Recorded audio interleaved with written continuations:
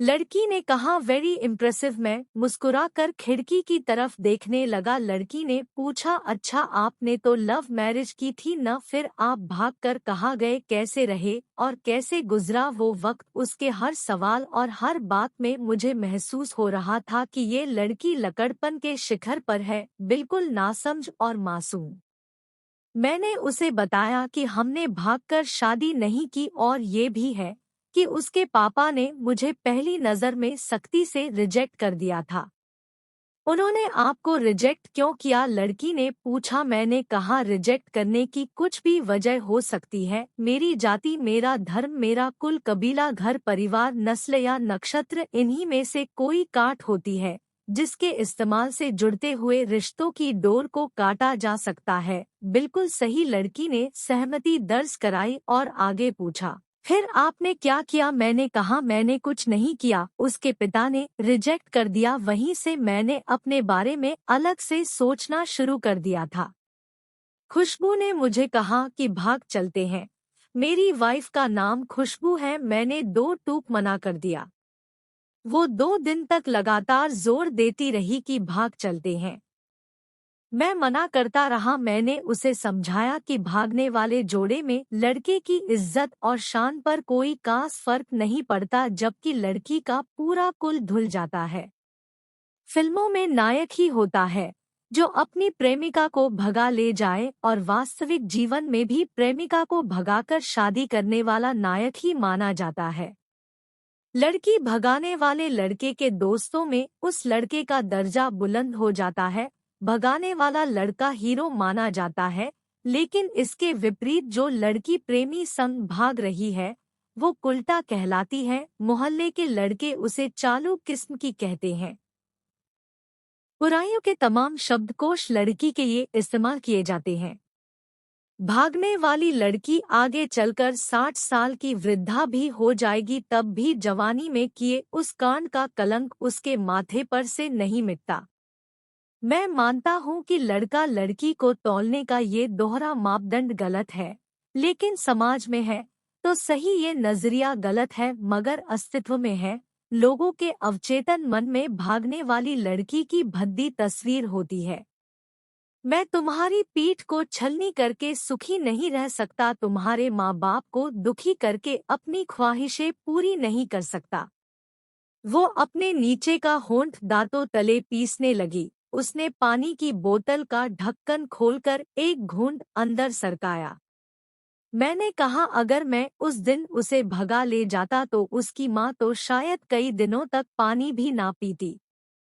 इसलिए मेरी हिम्मत ना हुई कि ऐसा काम करूं। मैं जिससे प्रेम करूं उसके माँ बाप मेरे माँ बाप के समान ही है, चाहे शादी ना हो तो ना हो। कुछ पल के लिए वो सोच में पड़ गई, लेकिन मेरे बारे में और अधिक जानना चाहती थी। उसने पूछा, फिर आपकी शादी कैसे हुई? मैंने बताया कि खुशबू की सगाई कहीं और कर दी गई थी। धीरे धीरे सब कुछ नॉर्मल होने लगा था। खुशबू और उसके मंगेतर की बातें भी होने लगी थी फोन पर, लेकिन जैसे जैसे शादी नजदीक आने लगी उन लोगों की डिमांड बढ़ने लगी। डिमांड मतलब? लड़की ने पूछा। डिमांड का एक ही मतलब होता है, दहेज की डिमांड। परिवार में सबको सोने से बने तोहफे दो, दूल्हे को लग्जरी कार चाहिए, सास और ननद को नेकलेस दो, वगैरह वगैरह। बोले, हमारे यहाँ रीत है। लड़का भी इस रीत की अदायगी का पक्षधर था। वो सगाई मैंने येन केन प्रक्रेन तुड़वा डाली। फिर किसी तरह घरवालों को समझा बुझाकर मैं फ्रंट पर आ गया और हमारी शादी हो गई।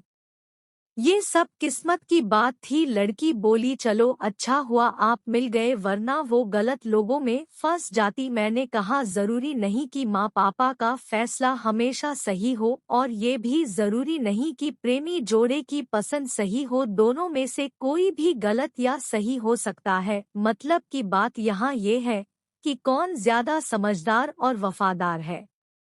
लड़की ने फिर से पानी का घूंट लिया और मैंने भी। लड़की ने तर्क दिया कि हमारा फैसला गलत हो जाए तो कोई बात नहीं, उन्हें ग्लानि नहीं होनी चाहिए। मैंने कहा फैसला ऐसा हो जो दोनों का हो, औलाद और माता पिता दोनों की सहमति हो, सबसे सही है। बुरा मत मानना, मैं कहना चाहूंगा कि तुम्हारा फैसला तुम दोनों का है, जिसमें तुम्हारे पेरेंट्स शामिल नहीं है। ना ही तुम्हें इश्क का असली मतलब पता है। अभी उसने पूछा क्या है इश्क का सही अर्थ। मैंने कहा तुम इश्क में हो, तुम अपना सब कुछ छोड़कर चली आई। ये इश्क है, तुमने अक्ल का दखल नहीं दिया। ये इश्क है, नफा नुकसान नहीं सोचा। ये इश्क है, तुम्हारा दिमाग दुनियादारी के फितूर से बिल्कुल खाली था। उस खाली स्पेस में इश्क इंस्टॉल कर दिया गया। जिसने इश्क को इंस्टॉल किया वो इश्क में नहीं है, यानी तुम जिसके साथ जा रही हो वो इश्क में नहीं बल्कि होशियारी हीरोगिरी में है। जो इश्क में होता है वो इतनी प्लानिंग नहीं कर पाता है, 3 ट्रेनें नहीं बदलवा पाता है, उसका दिमाग इतना काम ही नहीं कर पाता। कोई कहे मैं आशिक हूँ और वो शातिर भी हो, ये नामुमकिन है। मजनू इश्क में पागल हो गया था, लोग पत्थर मारते थे उसे इश्क में, उसकी पहचान तक मिट गई। उसे दुनिया मजनू के नाम से जानती है, जबकि उसका असली नाम कैस था जो नहीं इस्तेमाल किया जाता। वो शातिर होता तो क्या से मजनू ना बन पाता। फरहाद ने शीरी के लिए पहाड़ों को खोदकर नहर निकाल डाली थी और उसी नहर में उसका लहू बहा था। वो इश्क था।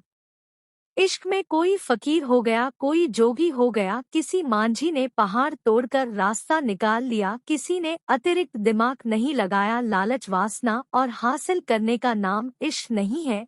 इश्क समर्पण करने को कहते हैं, जिसमें इंसान सबसे पहले खुद का समर्पण करता है, जैसे तुमने किया। लेकिन तुम्हारा समर्पण हासिल करने के लिए था, यानी तुम्हारे इश्क में तृष्णा की मिलावट हो गई।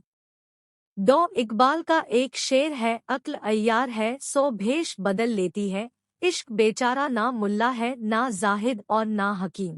लकड़ी अचानक से खोसी गई, उसकी खिलखिलाहट और लड़कपन एकदम से खामोशी में बदल गया। मुझे लगा मैं कुछ ज्यादा बोल गया, फिर भी मैंने जारी रखा। मैंने कहा प्यार तुम्हारे पापा तुमसे करते हैं, कुछ दिनों बाद उनका वजन आधा हो जाएगा। तुम्हारी माँ कई दिनों तक खाना नहीं खाएगी, ना पानी पिएगी, जबकि आपको अपने प्रेमी को आजमा कर देख लेना था। ना तो उसकी सेहत पर फर्क पड़ता, ना दिमाग पर। वो अक्लमंद है, अपने लिए अच्छा सोच लेता। आजकल गली मोहल्ले के हर तीसरे लौंडे लपाड़े को जो इश्क हो जाता है, वो इश्क नहीं है, वो सिनेमा जैसा कुछ है। एक तरह की स्टंटबाजी, डेयरिंग, अलग कुछ करने का फितूर और कुछ नहीं। लड़की का चेहरे का रंग बदल गया, ऐसा लग रहा था वो अब यहाँ नहीं है, उसका दिमाग किसी अतीत में टहलने निकल गया है। मैं अपने फोन को स्क्रॉल करने लगा, लेकिन मन की नज़र उसकी तरफ ही थी।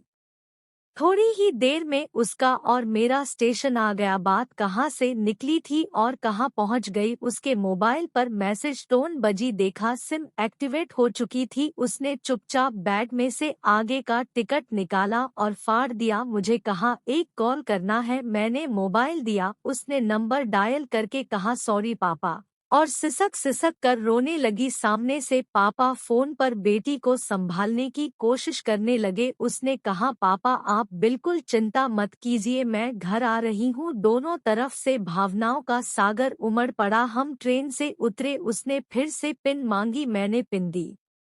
उसने मोबाइल से सिम निकालकर तोड़ दी और पिन मुझे वापस कर दी। दोस्तों कैसी लगी यह है कहानी? इस बारे में हमें अपने विचार नीचे कमेंट्स के माध्यम से अवश्य दें। लाइक एंड सब्सक्राइब करें।